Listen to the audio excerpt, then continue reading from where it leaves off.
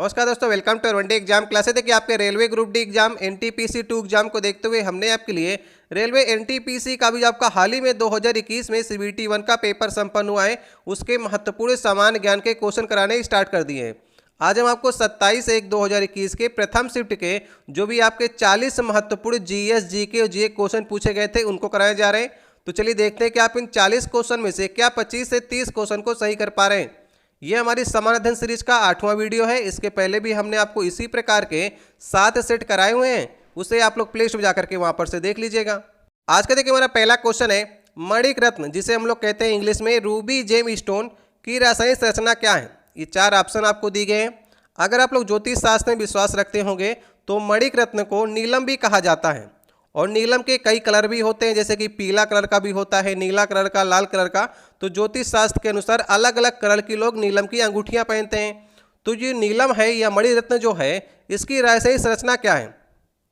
इसका सही ऑप्शन होगा पहला वाला ऑप्शन, एल्युमिनियम ऑक्साइड Al2O3 से ये मणि रत्न बना होता है, इसलिए पहला वाला ऑप्शन सही ऑप्शन है। अगर आपको वीडियो अच्छा लग रहा हो तो वीडियो को लाइक कर दीजिएगा। अगर आप लोग पहली बार चैनल पर आए हों तो नीचे आपको लाल रंग की सब्सक्राइब की बटन दिखेगी, उसे दबाकर लाल से काली कर दीजिएगा ताकि आने वाली वीडियो आपके पास सबसे पहले पहुंच सके। दूसरा क्वेश्चन है, बांस हो गया, भोज वृक्ष, साल, स्प्रूस, शीशम जैसे जो वृक्ष हैं वो किस वन में पाए जाते हैं? ये 4 ऑप्शन आपको दिए गए, चलिए बताने का प्रयास करिए। इसका सही ऑप्शन होगा समशीतोष्ण पर्णपाती वन कहलाते हैं। जैसे बांस हो गया आपका, साल, सागौन, शीशम हो गए, ये सभी पर्णपाती वृक्षों में आते हैं जहां पर बारिश जो होती है वो 150 सेंटीमीटर से कम होती है। तो वहाँ पर वृक्ष क्या करते हैं, साल में एक बार अपने पत्तों को गिरा देते हैं, फिर से पत्ते आते हैं, तो उन्हें कहते हैं पर्णपाती। ठीक है, याद रखेंगे आप लोग। जहाँ पर 200 सेंटीमीटर से अधिक बारिश होती है वहाँ पर सदाबहार वन आते हैं, वो पत्तियों को साल भर भी नहीं गिराते हैं, कभी नहीं गिराते हैं। तो वहाँ पर 200 सेंटीमीटर से अधिक जब बारिश होगी तो वो सदाबहार वन होते हैं। तो इसका सही ऑप्शन होगा समशीतोष्ण पर्णपाती वन। शंकुधारी जो वन होते हैं ये पहाड़ी क्षेत्रों में पाए जाते हैं, दूसरा ऑप्शन सही ऑप्शन है। तीसरा क्वेश्चन है, निम्नलिखित में से कौन सी आग्नेय शैल नहीं है? देखिए शैलें आप पढ़ते होंगे, आग्नेय शैल, अवसादी शैल, रूपांतरित शैल, इस प्रकार की शैलें आप पढ़ते होंगे। तो आग्नेय शैल कौन सी इसमें से नहीं है? बेसाल्ट, ग्रेनाइट, डोलामाइट या फिर डियोराइट? इसका सही ऑप्शन होगा डोलामाइट। डोलामाइट जो होती है ये अवसादी चट्टानों में आती है। ठीक है, इसका फार्मूला डोलामाइट का क्या होता है, CaMg और CO3 का होल ट्वाइस, ये फार्मूला होता है। तो ये अयस्क भी होता है, मैग्नीशियम का अयस्क होता है और कैल्शियम का होता है। इसके अयस्क से कैल्शियम भी आप निकाल सकते हैं, मैग्नीशियम भी निकाल सकते हैं। तो ये किस प्रकार की चट्टानें होती हैं? अवसादी चट्टानें होती हैं। जबकि बेसाल्ट हो गया, ग्रेनाइट हो गया, डियोराइट हो गया, ये सभी किस में आती हैं? आग्नेय चट्टानों में आती हैं। आग्नेय चट्टानें कैसे बनती हैं? जैसे मैग्मा और लावा के जमने से निर्मित जो परत रहित चट्टानें होती हैं उन्हें हम लोग आग्नेय चट्टानें कहते हैं। ये जीवाश्म रहित होती है, इसमें जीवाश्म नहीं होता है। जबकि डोलामाइट जैसे चट्टानें, जैसे अवसादी चट्टानें हैं, ये जीवाश्म इसमें होते हैं, जीवाश्म की मात्रा होती है, उन्हीं से मिलकर के चट्टानें बनी होती हैं। बेसाल्ट की चट्टानों में लोहे की मात्रा जो होती है वो सबसे ज़्यादा होती है। जैसे कि आपने देखा होगा बेसाल्ट की चट्टानों से ही काली मिट्टी का निर्माण होता है। गुजरात और महाराष्ट्र में आप देखेंगे तो काली मिट्टी पाई जाती है, क्योंकि वो क्षेत्र जो है आपका दक्कन का पठार है जो कि बेसाल्ट की चट्टानों से बना हुआ क्षेत्र है, तो वहाँ पर लोहे की मात्रा भी अधिक होती है। चौथा क्वेश्चन है, भारत में वायु प्रदूषण की रोकथाम और नियंत्रण अधिनियम कब लागू किया गया था? वायु प्रदूषण की रोकथाम का नियम कब लागू किया गया था? अच्छा क्वेश्चन है, ये डाटा आपको याद ही करना पड़ेगा। इसका सही ऑप्शन है 1981 में। ठीक है, देखिए वायु प्रदूषण 1981 में आया इसका नियम, और अगर हम जल प्रदूषण की बात करेंगे तो 1974। ये दोनों डेटे आप लोग याद रखिएगा। जल प्रदूषण सबसे पहले अधिनियम बना 1974 में, और 1981 में वायु प्रदूषण संबंधी नियम बने कि आप वायु को प्रदूषित नहीं कर सकते, उसकी ये नियम है। तो दूसरा वाला ऑप्शन सही ऑप्शन होगा। पांचवा क्वेश्चन है, भारत के उच्चतम जलप्रपात जोग जलप्रपात को किस नाम से जाना जाता है? जो भारत का सबसे ऊंचा जलप्रपात है, जिसे हम लोग जोग या गरसप्पा कहते हैं ना, तो सही ऑप्शन होगा गरसोपा जलप्रपात या फिर जोग जलप्रपात। इसका नाम चेंज करके अभी महात्मा गांधी जलप्रपात भी कर दिया गया है। तो सही ऑप्शन होगा तीसरा ऑप्शन। कहाँ पर पड़ता है ये? कर्नाटक में पड़ता है, सारावती नदी के ऊपर। सारावती नदी पर 555 मीटर का ये वाटरफॉल है, याद रखिएगा। यहाँ पर लिखा गया है येना जलप्रपात। येना जलप्रपात कहाँ पर है? ये नर्मदा नदी पर है। ठीक है, येना जलप्रपात नर्मदा नदी पर है, एमपी में पड़ता है। चचई जलप्रपात भी रीवा में है, एमपी में पड़ता है, ये भी मध्य प्रदेश में है। शिव समुद्रम जलप्रपात ये कावेरी नदी पर है। ठीक है, तो सब मैंने आपको बता दिए हैं। और सबसे ऊंचा 255 मीटर का जो जलप्रपात है इसे हम लोग महात्मा गांधी जलप्रपात भी कहते हैं। छठवां क्वेश्चन है, सुभाष चंद्र बोस ने स्वतंत्र भारत की अस्थायी सरकार का गठन कहाँ पर किया था? अच्छा क्वेश्चन है। देखिए, सुभाष चंद्र बोस जो थे वो जापानी सेना की सहायता से, जापान की सहायता से सिंगापुर में स्वतंत्र भारत की अस्थायी सरकार का निर्माण किया था 1943 में। ठीक है, और फिर देखिए जापान के कब्जे में थे अंडमान और निकोबार द्वीप समूह। तो जाते जाते जापान क्या किया, भारत को, मतलब सुभाष चंद्र बोस को अंडमान और निकोबार द्वीप समूह जो उसके कब्जे में थे वो सुभाष चंद्र बोस को देते हुए भी चला गया था। तो 1944 में जापानी सेना की सहायता से अंडमान निकोबार द्वीप समूह होते हुए 1944 में भारतीय सेना ने इम्फाल का क्षेत्र, जो मणिपुर का इम्फाल है, वहाँ पर से इंटर करते हुए भारत की स्वतंत्रता के लिए लड़ाई लड़ रहा था। तो सुभाष चंद्र बोस अस्थायी जो सरकार बनाई थी, कहाँ पर बनाई थी? सिंगापुर में बनाई थी। सातवां क्वेश्चन है, इनमें से किसने भारत में विधवा पुनर्विवाह अधिनियम को पारित किया था? मतलब विधवाएं जो हैं फिर से विवाह कर सकती हैं अगर उनके पति खत्म हो गए हैं तो विधवा पुनर्विवाह अधिनियम कब पारित किया गया था और किसने पारित किया था, ये भी आपको याद रखना है। तो 1856 में पारित किया गया था। और किसने पारित किया था? लॉर्ड कनिंग ने पारित किया था। 1856 में विधवा पुनर्विवाह आया था। सही ऑप्शन कौन सा ऑप्शन होगा? सही ऑप्शन होगा तीसरा वाला ऑप्शन। ठीक है, याद रखेंगे आप लोग। सती प्रथा कब किसने अंत किया था? 1829 में राजा राम मोहन राय के सहयोग से लॉर्ड विलियम बेंटिंक ने 1829 में सती प्रथा का खत्म किया था। शिशुवध की बात करेंगे तो लॉर्ड वेलेजली ने खत्म किया था। दास प्रथा की बात करेंगे तो एलन बरो का नाम आता है। 1843 में दास प्रथा खत्म की गई थी। 2-3 अधिनियम है, इनको आप लोग याद करने का प्रयास करिएगा। आठवां क्वेश्चन है, सांख्यिकी और कार्यक्रम क्रियान्वयन के मंत्रालय के अनुसार 2018-19 के लिए भारत के किस राज्य की प्रति व्यक्ति आय सबसे अधिक है? देखिए, सबसे अधिक आप लोग याद कर लीजिए और सबसे कम जिस राज्य की है उसको याद कर लीजिए। दो ही चीज़ें आपके एग्जाम में पूछी जाती हैं। भारत में जो प्रति व्यक्ति आय है वो गोवा के नागरिकों की सबसे ज़्यादा है। ठीक है, गोवा के नागरिकों की प्रति व्यक्ति आय जो है वो सालाना सबसे ज़्यादा है। कम की बात करेंगे तो बिहार की प्रति व्यक्ति आय जो है वो सबसे कम है। गोवा की सबसे ज़्यादा और बिहार की सबसे कम, ये दोनों चीज़ें याद करके चलिएगा। 9वां क्वेश्चन है, संयुक्त राष्ट्र के वर्तमान जो महासचिव हैं एंटोनियो गुटेरस, वो किस देश से संबंध रखते हैं? बताइए। आप लोग कमेंट बॉक्स में ये बताइएगा कि संयुक्त राष्ट्र दिवस कब मनाया जाता है। आपके यूपी SSSC का पेट जो एग्जाम हुआ था ना, उसमें पूछा गया था संयुक्त राष्ट्र दिवस कब मनाया जाता है। कमेंट बॉक्स में आप लोग बता सकते हैं। बहुत ही इजी क्वेश्चन मैंने आपसे पूछा है। इसका सही ऑप्शन होगा जो एंटोनियो गुटेरस है वो पुर्तगाल के हैं। तो चौथा वाला ऑप्शन सही ऑप्शन होगा। 10वां क्वेश्चन है, कौशल, अंग, काशी और वज्जी ये सभी क्या थे? बताइए। सही ऑप्शन होगा 16 महाजनपदों के भाग थे। 16 महाजनपद में कौशल आता था, जिसकी राजधानी की बात करेंगे तो श्रावस्ती थी। अंग की राजधानी चंपा थी, काशी की वाराणसी थी और वज्जी की 2-3 राजधानियां कही जाती, जैसे वैशाली, विदेह, मिथिला जो है वो वज्जी की राजधानियां कही जाती हैं। तो 16 महाजनपद के ये भाग थे। 16 में से 4 आपको यहाँ पर दे दिए गए हैं। 11 नंबर क्वेश्चन है, पुस्तक यहाँ पर दी गई है तुजुक ए बाबरी। बाबरनामा जो है मूल रूप से किस भाषा में लिखी गई थी? देखिए, आप में से कई लोग को मालूम है कि किस भाषा में लिखी गई थी। तुर्की भाषा में लिखी गई थी, लेकिन तुर्की तो यहाँ पर लिखा नहीं गया है। तो चगताई जो होती है वो तुर्की का ही एक रूप है। चगताई तुर्की कहते हैं। इसका पूरा नाम जो है चगताई तुर्की। तो आप लोग तुर्की याद कर लिए होंगे। तो इसकी मूल भाषा जो थी बाबरनामा की वो तुर्की थी। बाद में अब्दुल रहीम खान खाना ने इसे फारसी में अनुवाद किया था। तो याद रहेगा आपको, फारसी में किसने अनुवाद किया?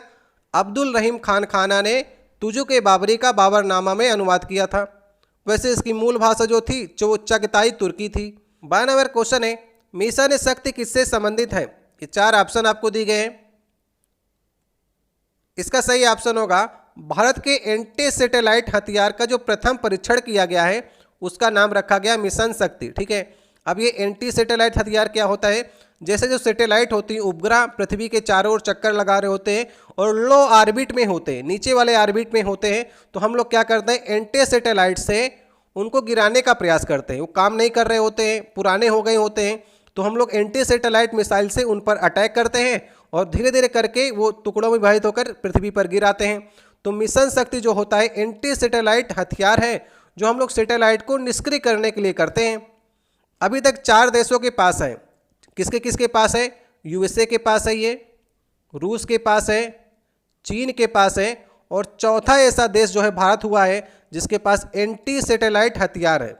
तो चौथे देश के रूप में भारत जो है मिशन शक्ति के साथ बन गया है। 13 नंबर क्वेश्चन है संघाई कोऑपरेशन ऑर्गेनाइजेशन की स्थापना कब हुई थी।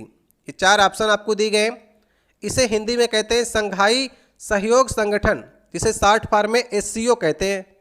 तो इसकी स्थापना हुई थी 1996 में, लेकिन पहले इसका नाम जो था वो संघाई 5 के नाम से जाना जाता था, क्योंकि इसमें 5 देश शामिल थे। वो 5 देश कौन कौन से थे, चीन था, कजाकिस्तान था, किर्गिस्तान था, रूस था और तजाकिस्तान था।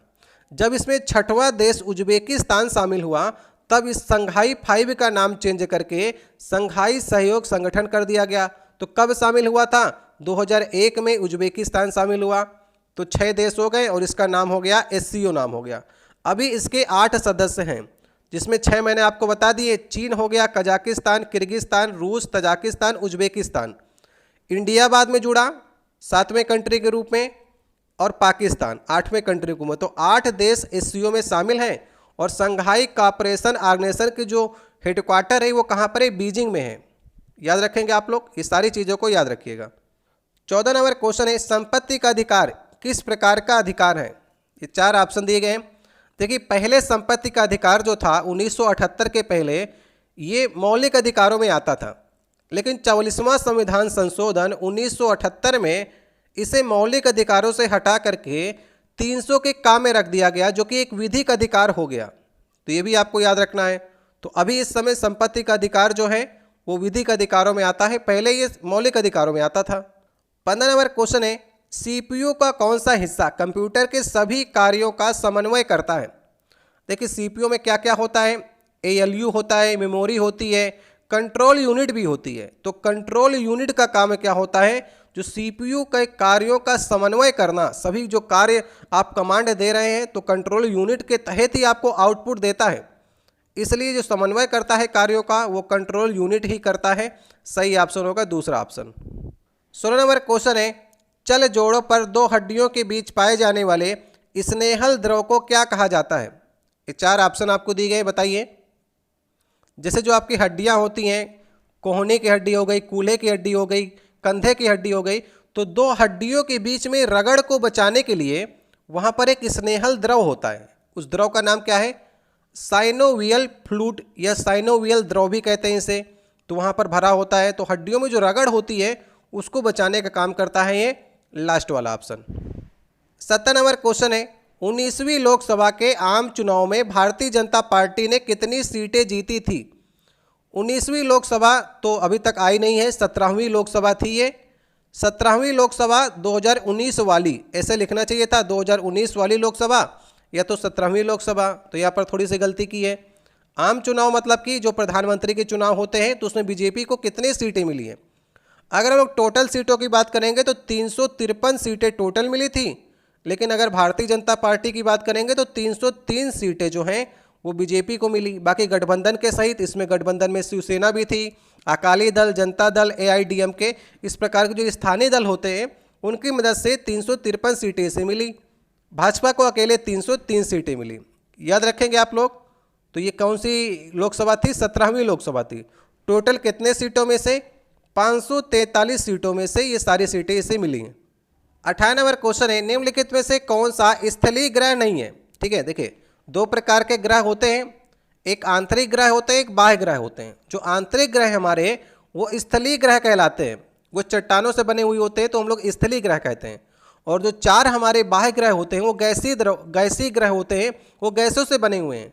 तो इसमें स्थलीय में कौन कौन से आएगा, बुध आएगा, पृथ्वी आएगा, शुक्र आएगा, मंगल आएगा। ये 4 ग्रह हैं, याद रखिएगा। मंगल, पृथ्वी, शुक्र और बुध ये स्थलीय ग्रहों में आएंगे, जबकि अरुण, वरुण, शनि और बृहस्पति जो आएंगे आपके, वो गैसीय ग्रहों में आते हैं, या फिर इन्हें बाहरी ग्रह भी कहते हैं और गैसीय ग्रह भी कहते हैं, या फिर स्थलीय ग्रह इन्हें नहीं कहते हैं। इन तीनों प्रकार से इन्हें पुकारा जा सकता है। 19 नंबर क्वेश्चन है, किस वर्ष में पहली बार क्रिकेट विश्व कप टूर्नामेंट के ओवरों को कम करके 50 ओवर तक सीमित किया गया? बताइए किस क्रिकेट विश्व कप की बात कर रहा है। देखिए क्रिकेट विश्व कप कब से स्टार्ट हुआ? 1975 से स्टार्ट हुआ। तो पहला वाला 1975 में हुआ, दूसरा 1979 में हुआ, तीसरा हुआ 1983 में। भारत जीता था 1983 वाला। इसके पहले वाले दोनों वेस्ट इंडीज़ ने जीते थे। तो 1983 तक जो वर्ल्ड कप खेला गया उसमें ओवरों की संख्या 60 हुआ करती थी। भारत ने भी लगभग 54.4 ओवर में 183 रन बनाए थे 1983 में। तो 60 ओवर का ये गेम होता था पहले। 1987 वाला जो वर्ल्ड कप हुआ, 83 के बाद नेक्स्ट वाला जिसमें भारत जीता, उसके नेक्स्ट वाला जो 1987 वाला जो वर्ल्ड कप है वो ऑस्ट्रेलिया ने जीता था इंग्लैंड को हरा करके। तो इसमें पहली बार 60 ओवरों से घटा करके 50 ओवर के मैच किए गए। तो सही ऑप्शन होगा इसका पहला वाला ऑप्शन। तो 1987 के वर्ल्ड कप में पहली बार 50-50 ओवर के मैचों की श्रृंखला चलाई गई थी। 20 नंबर क्वेश्चन है, 2019 में किस देश के राष्ट्रपति ने समुद्रों की सुरक्षा हेतु ठोस कदम उठाने के आह्वान करते लिए अधोजल भाषण दिया था? मतलब अंडर वाटर स्पीच दी थी, वाटर के अंदर से स्पीच दी थी किस देश के राष्ट्रपति ने? इसका सही ऑप्शन होगा सेशल्स के राष्ट्रपति ने। 2019 में देखिए एक आंकड़े आए थे कि 2050 तक कुछ ऐसे द्वीप हैं जो जलमग्न हो जाएंगे। मतलब कि अब गर्मी बढ़ रही है, ग्रीन हाउस गैसेज बढ़ रही हैं, तो उसके कारण से जो ग्लेशियर है वो पिघलते हैं। जब ग्लेशियर पिघलते हैं तो समुद्र का लेवल ऊपर उठता है। तो जो द्वीप होते हैं, छोटे छोटे द्वीप समुद्र के किनारे हैं, उनके डूबने की संभावना बहुत ही ज़्यादा होती है। तो सेशल्स के राष्ट्रपति थे जिनका नाम था डैनी फॉरे। इन्होंने पनडुब्बी में बैठ करके अंडर वाटर स्पीच दी थी कि भैया बचाना है देश को 2050 तक, नहीं तो हम तो डूब जाएंगे, हमारा जो देश है सेशल्स। तो समुद्र की सुरक्षा के लिए डैनी फॉरे सेशल्स के राष्ट्रपति थे। उन्होंने अंडर वाटर स्पीच पनडुब्बी से दी थी। 21 नंबर क्वेश्चन है, राष्ट्रीय राजमार्ग विकास परियोजना के अंतर्गत ईस्ट वेस्ट कॉरिडोर कहाँ से कहाँ तक है? अब देखिए ईस्ट वेस्ट नॉर्थ साउथ आप लोग समझिए। इस प्रकार से ईस्ट होता है इधर, वेस्ट नॉर्थ साउथ। ये हमारा भारत के मैप में अगर हम लोग उत्तर से दक्षिण की बात करेंगे तो सबसे लंबा राजमार्ग आपको मालूम है NH कौन सा है? NH 44। नाम चेंज कर दिया गया है ना। NH 44 जो है वो नॉर्थ और साउथ कॉरिडोर को जोड़ता है, मतलब कि उत्तरी और दक्षिणी सीमा को जोड़ता है। तो NH 44 याद रखिएगा नॉर्थ साउथ कॉरिडोर के लिए। लेकिन अगर आपसे ईस्ट वेस्ट कॉरिडोर की बात करेगा तो NH 27 जो है ये किसको किसको जोड़ता है? सिलचर से पोरबंदर को जोड़ता है। सिलचर कहाँ पर पड़ता है? असम में पड़ता है, और पोरबंदर गुजरात में है। तो ईस्ट वेस्ट को जोड़ने काम करता है ये तीसरा वाला ऑप्शन, जिसे हम लोग कहते हैं NH 27। तो ये दोनों आप लोग याद रखिएगा, ईस्ट वेस्ट और नॉर्थ साउथ मैंने आपको बता दिए। अब ये दोनों जहाँ पर मिलेंगे, ये कॉरिडोर जहाँ पर मिलेंगे वो कहाँ पर मिलेंगे? उत्तर प्रदेश के झांसी मिलेंगे। ईस्ट वेस्ट कॉरिडोर और नॉर्थ साउथ कॉरिडोर जो हैं जिनका मिलान कहाँ पर होगा? वो झांसी में होगा। ये भी आप याद रखिएगा। 22 नंबर क्वेश्चन है, इनमें से कौन सा वायु प्रदूषक कालिक या फिर सूट के नाम से जाना जाता है? सूट के नाम से किसे जानते हैं? सूट मतलब कि धुआं के नाम से किसे जानते हैं? विशिष्ट कणमय पदार्थ, इसे हम लोग सूट के नाम से या फिर धुआं के नाम से जानते हैं, जो वायु प्रदूषक का एक हिस्सा होता है। दूसरा ऑप्शन सही ऑप्शन है, इसे तो याद करना पड़ेगा आपको। 23 नंबर क्वेश्चन है, कंप्यूटर शब्दावली में ALU का पूर्ण रूप क्या है? बहुत बार क्वेश्चन आता है। ज़्यादातर मैं देखता हूँ कि हर एग्जाम में अगर कंप्यूटर से क्वेश्चन पूछना है तो 2-3 सेटों बाद ये क्वेश्चन अवश्य पूछ लिया जाता है। तो सही ऑप्शन कौन सा ऑप्शन होगा? पहला वाला ऑप्शन सही ऑप्शन होगा, अर्थमेटिक लॉजिक यूनिट। ठीक है, याद रहेगा आपको, हमेशा के लिए इसे याद कर लीजिए, 1 नंबर आपको देकर ही जाएगा ये। 24 नंबर क्वेश्चन है, नीति आयोग के आंकड़े के अनुसार 2016 में भारत की कुल प्रजनन दर क्या थी? मतलब एक व्यक्ति जो है भारत में उसकी प्रजनन दर कितनी है, कि कितने बच्चे वो पैदा कर सकता है, उसकी प्रजनन दर कितनी है, ये नीति आयोग के आंकड़े के अनुसार आपको बताना है। सही ऑप्शन होगा 2.3। भारत की प्रजनन दर जो है वो 2.3 है। ठीक है, एक महिला जो है औसतन 2.3 बच्चे, अब देखिए औसत निकलेगा तो दशमलव में निकलेगा, या तो 2 हो सकता है या तो 3 बच्चे हो सकते हैं, इन्हीं के बीच में जो है औसत निकला हुआ है। अगर हम लोग जीवन प्रत्याशा की बात करेंगे कि भारत में जीवन प्रत्याशा कितनी है, अधिकतर लोग कितने साल तक जीते हैं, तो 68.89 है, जिसे हम लोग 69 वर्ष भी कह सकते हैं। तो भारत के अधिकतर लोग जो हैं अगर औसत के रूप में बात करें तो 69 साल जीते हैं और बच्चे पैदा करते हैं। एक महिला जो है औसतन 2.3 का जो रेशियो है 2016 के नीति आयोग के आंकड़े के अनुसार कुल प्रजनन दर 2.3 है। याद रखिएगा नीति आयोग कब बना था, 1 जनवरी 2015 को बना था। पिछले वर्ष सेट पूछा था इसके उपाध्यक्ष कौन है, तो राजीव कुमार है। अध्यक्ष कौन है इसके, नरेंद्र मोदी जी हैं। सीईओ की बात करेगा तो अमिताभ कांत इसके सीईओ हैं। 25 नंबर क्वेश्चन है, निम्नलिखित में से किस प्राणी के हृदय में 3 प्रकोष्ठ होते हैं।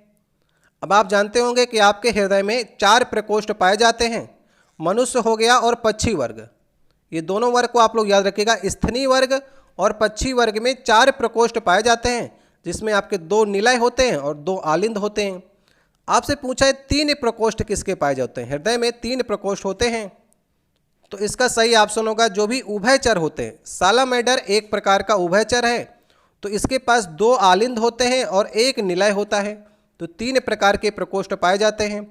रोहू जो आती है मछलियों में आती है, तो मछलियों में क्या होता है, 2 प्रकोष्ठ होते हैं, इसमें 2 ही होते हैं। ठीक है, मछलियों में 2 होते हैं, और जैसे पक्षी वर्ग हो गया और स्थनीय वर्ग हो गया, इसमें 4 प्रकोष्ठ पाए जाते हैं। तो 3 वाला आपसे पूछा है, उभयचर में 3 पाए जाते हैं। सरीसृप हो गया उभयचर, इसमें 3 ही पाए जाते हैं, जैसे मेढक हो गया, सालामैंडर हो गया, तो ये इसी प्रकार से सही ऑप्शन होगा लास्ट वाला ऑप्शन। 26 नंबर क्वेश्चन है, पुलित्जर पुरस्कार का प्रबंध किसके द्वारा किया जाता है। ठीक है, पुलित्जर पुरस्कार किसके लिए मिलता है, पत्रकारिता के लिए, साहित्य के लिए मिलता है ये। और अमेरिका के एक प्रकाशक थे जिनका नाम था जोसेफ पुलित्जर, उन्हीं के नाम पर ये पुलित्जर पुरस्कार दिया जाता है। कब से दिया जाता है, 1917 से ये दिया जाता है। तो कोलंबिया विश्वविद्यालय न्यूयॉर्क का ये है, वही इस पुरस्कार का वितरण करता है। तो सही ऑप्शन कौन सा ऑप्शन होगा, दूसरा ऑप्शन सही ऑप्शन होगा। किसके लिए पुरस्कार होता है, ये पत्रकारिता के लिए पुरस्कार मिलता है। ये अमेरिका का सर्वोच्च पुरस्कार है पत्रकारिता के लिए। 27 नंबर क्वेश्चन है, अंत्योदय अन्न योजना के अंतर्गत चावल कितने रुपए का मूल्य का मिलता है। ये अंत्योदय अन्न योजना 2000 सन में चलाई गई थी। इसके तहत जो गरीबों में गरीब होता है उसको क्या किया जाता है, चावल 3 रुपये पर किलो के हिसाब से दिया जाता है, और गेहूं 2 रुपये पर किलो के हिसाब से दिया जाता है, और 1 माह में 35 किलो इसे अन्न दिया जाता है। ठीक है, 1 माह में 35 किलो अन्न दिया जाएगा, 3 रुपये पर किलो के हिसाब से चावल उसे दिया जाएगा, और 2 रुपये पर किलो के हिसाब से गेहूं दिया जाता है। तो अंत्योदय अन्न योजना सन 2000 में चलाई गई थी। गरीबों में रेखा के नीचे जो लोग होते हैं उनको 1 करोड़ पहले लक्ष्य रखा गया था, फिर 2.5 करोड़, इसी प्रकार से लक्ष्य सरकार बढ़ाती भी जाती है। 28 नंबर क्वेश्चन है, पटना कलम। पटना कलम एक क्या है, अच्छा क्वेश्चन है। बिहारी कवियों का समूह है, पटना का संग्रहालय है, प्रसिद्ध कलम है, या फिर चित्रकला की शैली है। तो बिहार वाले लोग जानते होंगे कि पटना कलम जो है वो चित्रकला की एक शैली है। एक मधुबनी पेंटिंग भी होती है, ये भी चित्रकला की शैली है। मधुबनी चित्रकला को हम लोग मिथिला चित्रकला भी कहते हैं। तो मधुबनी पेंटिंग और पटना कलम, ये दोनों आप लोग याद रखिएगा, ये बिहार से संबंधित है, एक प्रकार की चित्रकला की शैलियाँ हैं ये। 29 नंबर क्वेश्चन है, उड़ीसा के लिंगराज मंदिर का निर्माण किसमें किया गया था, किस शैली में किया गया था।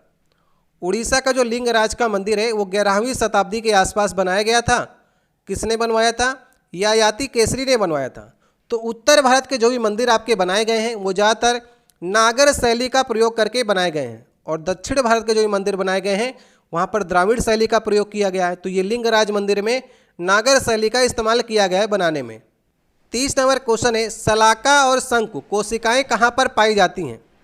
ठीक है, शलाका और शंकु मनुष्य के शरीर में कोन्स भी पाए जाते हैं और राड्स भी पाए जाते हैं। ठीक है, लेकिन मनुष्य की आँखों में कोन्स ज़्यादा पाए जाते हैं और राड्स की मात्रा जो होती है कम होती है। इसलिए मनुष्य को दिन में अच्छे से दिखाई पड़ता है और रात में कम दिखाई पड़ता है। रात में इसलिए कम दिखाई पड़ता है क्योंकि उनकी आँखों में शलाका की संख्या कम होती है। अगर सलाखा की संख्या अधिक हो जाए ना तो रात में भी आपको अधिक दिखाई पड़ने लगेगा।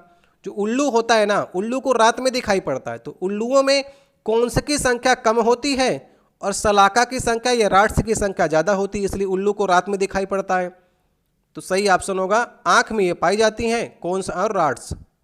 31 नंबर क्वेश्चन है 1919 में अखिल भारतीय खिलाफत सम्मेलन कहाँ प्रयुक्त किया गया था? 1919 में अखिल भारतीय खिलाफत सम्मेलन कहाँ प्रयुक्त किया गया था? तो ये दिल्ली में किया गया था। इसे आपको याद करना पड़ेगा, डाटा है, जो डाटा होगा वो आपको याद करना पड़ेगा।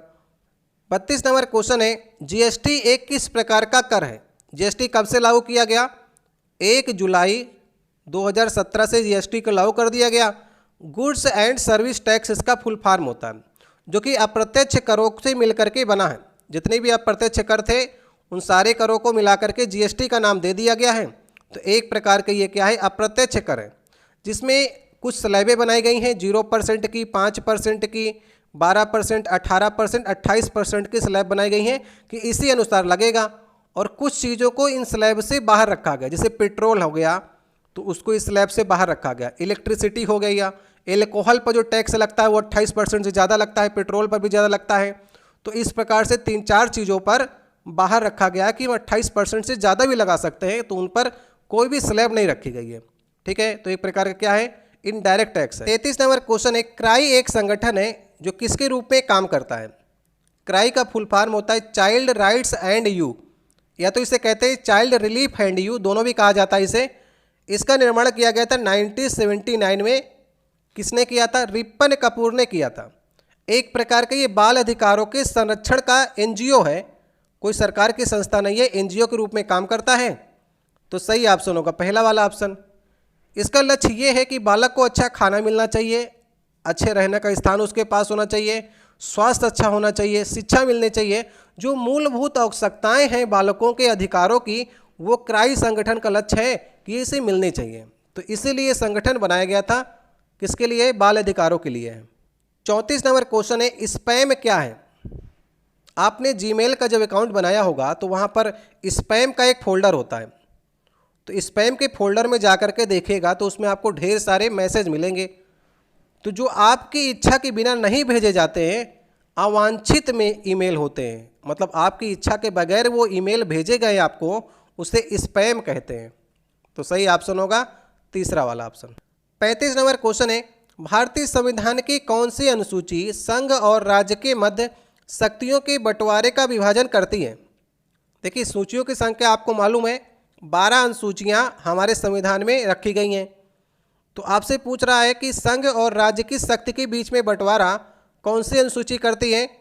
तो सही ऑप्शन होगा 7वीं अनुसूची। 7वीं अनुसूची में आपने देखा होगा कि संघ सूची होती है, राज्य सूची होती है, समवर्ती सूची होती है। तो इसके अंतर्गत विषय रखे गए हैं कि किस विषय में संघ काम करेगा, किस विषय में राज्य काम करेगा, और कहाँ पर समवर्ती सूची जब रखी जाती है तो कहाँ पर संघ और राज्य दोनों मिलकर काम करेंगे, उसे समवर्ती सूची में रखा गया है। अब पहले ऑप्शन में तीसरी अनुसूची की बात की गई है। तीसरी अनुसूची में जो भी आपके उपराष्ट्रपति होते हैं, राष्ट्रपति, उच्चतम न्यायालय के न्यायाधीश, इन सभी की शपथ का प्रावधान है। तो तीसरी वाली अनुसूची में शपथ का प्रावधान है और 8वीं वाली अनुसूची में भाषाओं का उल्लेख है। 22 भाषाएं जो हमारे देश में चलती हैं उन्हें अनुसूचियों में रखा गया है 8वीं अनुसूची में। 7वीं में शक्ति का बंटवारा है और चौथी वाली में क्या है? जो राज्यसभा में सीटों का वितरण होता है उसको रखा गया है चौथी अनुसूची में। तो मैंने आपको चारों ऑप्शन बताए हैं, याद करने का प्रयास करिएगा। 36 नंबर क्वेश्चन है भारत में केंद्र राज्य संबंधों के सुधार हेतु उपायों का सुझाव देने के लिए 2007 में किस आयोग की नियुक्ति की गई थी? बताइए। देखिए, केंद्र और राज्य के संबंधों के लिए ढेर सारे आयोग बने हुए हैं, जिसमें से आपसे 2007 वाला पूछ रहा है। तो 2007 में MM पुंछी, इनका पूरा नाम था मदन मोहन पुंछी आयोग बना था। जो भी केंद्र और राज्य के बीच में संबंध अच्छे नहीं होते हैं, कैसे संबंध अच्छे किए जाएं, इसके लिए आयोग बनता है। सरकारिया आयोग भी इसके पहले बना था 1988 में। 2007 में MM पुंछी आयोग बना था। ठीक है, ये भी आप लोग याद रखिएगा। 37 नंबर क्वेश्चन है दिसंबर 2020 तक प्राप्त जानकारी के अनुसार निम्नलिखित में से किस राज्य की स्थापित पवन शक्ति क्षमता सर्वाधिक है? मतलब पवन ऊर्जा से जो शक्ति का निर्माण करता है वो कौन सा राज्य सबसे ज़्यादा करता है? इसमें आपको कोई भ्रम नहीं होना चाहिए। लगातार हम देख रहे हैं, जब से आप पढ़ते चले आए होंगे, तो पवन ऊर्जा में कौन सा राज्य हमारा आगे है? तमिलनाडु। बड़े बड़े पंखे लगे होते हैं ना पवन वाला, तो पवन जब तेज तेज चलती है तो उससे हम लोग शक्ति या फिर बिजली पैदा कर लेते हैं। तो सबसे ज़्यादा क्षमता किसकी है? तमिलनाडु लगातार बना हुआ है। 38 नंबर क्वेश्चन है, ये देखिए 4 चीज़ें आपको दी गई हैं। द्वीप दिया गया है, उत्तर भारत का मैदान दिया गया है, प्रायद्वीपीय पठार दिया गया है, तटवर्ती मैदान दिया गया है। तो भारत का विशालतम भू आकृतिक विभाजन किसका है? जैसे अगर आप इन 4 भागों में बांट दें भारत को, तो सबसे ज़्यादा परसेंटेज कौन घेरे हुए हैं? तो इसका सही ऑप्शन होगा प्रायद्वीपीय पठार। जो विंध्याचल के नीचे का पूरा दक्षिण भारत का क्षेत्र है, वो पूरा यहाँ से देखकर घेरे हुए हैं, तो इसका जो एरिया है प्रायद्वीपीय पठार का, वो सबसे ज़्यादा है। तो सही ऑप्शन होगा तीसरा ऑप्शन। ठीक है, तो प्रायद्वीपीय पठार भारत का विशालतम भू आकृति विभाजन है। तीसरा ऑप्शन सही ऑप्शन है। 39 नंबर क्वेश्चन है, उस लंबी दूरी की सबसोनिक क्रूज मिसाइल का नाम क्या है जिसका परीक्षण 15 अप्रैल 2019 को किया गया था? सबसोनिक क्रूज मिसाइल का नाम आपको बताना है। सही ऑप्शन है, इसका नाम जो रखा गया निर्भय रखा गया। इसकी क्षमता जो है वो 1000 किलोमीटर की है। मतलब सतह से हवा को मार सकने की क्षमता जो है वो 1000 किलोमीटर तक ये निर्भय जो क्रूज मिसाइल ये मार सकती है। तो सही ऑप्शन होगा पहला वाला। 40 नंबर क्वेश्चन है, आज का लास्ट क्वेश्चन होगा। 8 अप्रैल 1929 को केंद्रीय विधानसभा में किसने बम को फेंका था? ये 4 ऑप्शन आपको दिए गए हैं, बताने का प्रयास करिए। इसका जवाब कमेंट बॉक्स में देना है। ठीक है, ये लास्ट क्वेश्चन आपके लिए छोड़े जा रहा हूँ, कमेंट बॉक्स में जवाब दीजिएगा। जो लोग सही जवाब देंगे तो उनके कमेंट बॉक्स से जो उत्तर होगा उसको पिन कर देंगे, ताकि सभी लोग जो हैं उसको पढ़ सकेंगे। तो बताने का प्रयास करिएगा। ये हमारा 8वां वीडियो था। हर सेट में रेलवे एनटीपीसी ने 2021 का जो पेपर दिया है इस बार आपका, उसमें 40 क्वेश्चन पूछे हैं। हमने आपको 8वां सेट कराया है और हर सेट में 40 ही क्वेश्चन मिल रहा है, ना 39 मिल रहा है ना 41 मिल रहा है। अभी तक हमको 40 क्वेश्चन हर सेट में मिले हैं। तो 40 क्वेश्चन आप समझ के चलिएगा कि 40 तो आपको पूछेगा ही पूछेगा। ठीक है, तो जीएस का सेक्शन अच्छा आपको करना है तो 40 में कम से कम आपको 25 से 30 स्कोर करना पड़ेगा। तो कितना आपका स्कोर हुआ है इससे आप कमेंट बॉक्स में बता सकते हैं। हमने 7वें वाले वीडियो में आपसे पूछा था कि जो पंचतंत्र कहानी है वो किसने लिखी थी? तो विष्णु शर्मा ने लिखी थी। और भी वहाँ पर ऑप्शन में थे, रजत रंगड़ी थी तो कल्हड़ ने लिखी, अर्थशास्त्र कौटिल्य ने लिखी थी और इंडिका मेगास्थनी ने लिखी थी। तो ये सारे उत्तर मैंने आपको बता दिए हैं। इसका जवाब आपको कमेंट बॉक्स में देना है। अगर आप लोग लगातार ये जीएस की सीरीज़ को चलाना चाहते हैं तो कमेंट बॉक्स में कह सकते हैं। हम आपको रीजनिंग भी करा रहे हैं, तो रीजनिंग भी आप लोग देखते चलिए।